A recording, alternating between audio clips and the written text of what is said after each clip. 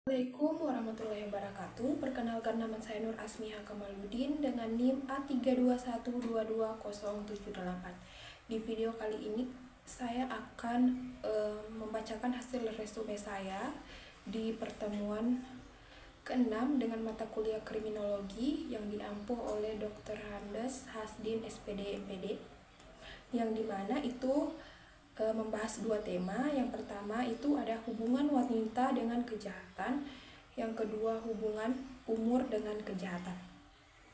Baik, itu yang pertama adalah dalam teori Strain, Marton, manakah dari 5 adaptasi terhadap tekanan yang paling sering ditemukan dalam kasus kejahatan remaja dan faktor-faktor apa yang memengaruhinya?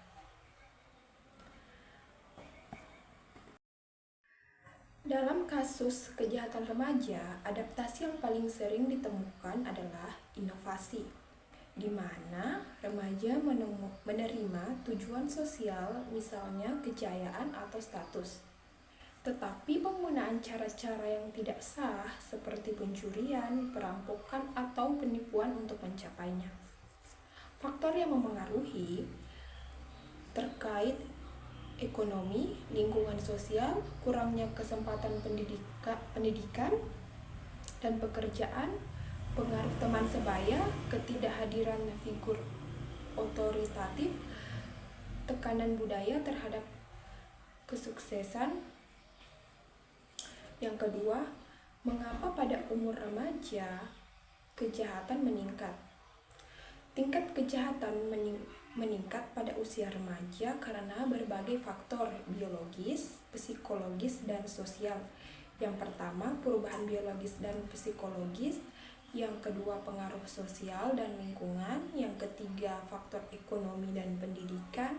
Yang keempat, budaya dan norma masyarakat.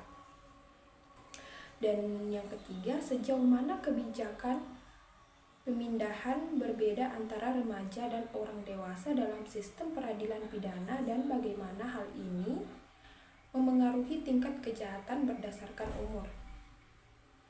Dalam sistem peradilan pidana, pemindahan transfer seorang individu dari sistem peradilan dewasa bervariasi tergantung pada hukum di masing-masing negara. Perbedaan ini sangat memengaruhi bagaimana remaja diperlakukan dibandingkan dengan orang dewasa serta dampaknya terhadap tingkat kejahatan berdasarkan umur. Yang keempat, apa yang menyebabkan perempuan dianggap inferensi dalam masyarakat patriarkis? Dalam masyarakat patriarki, perempuan sering dianggap inferior atau lebih rendah dibandingkan laki-laki karena kombinasi faktor histori, budaya, sosial, dan psikologis. Yang kelima itu, apakah perempuan tondok kiri itu termasuk kejahatan? Apakah ini termaksud kejahatan? Tergantung pada hukum yang berlaku di suatu negara atau daerah. Perempuan tondok kiri atau pekerja seks komersial bisa dianggap melakukan tindak ilegal di banyak negara termasuk Indonesia, namun di berbagai negara yang mengilegalkan prostitusi dianggap bukan kejahatan.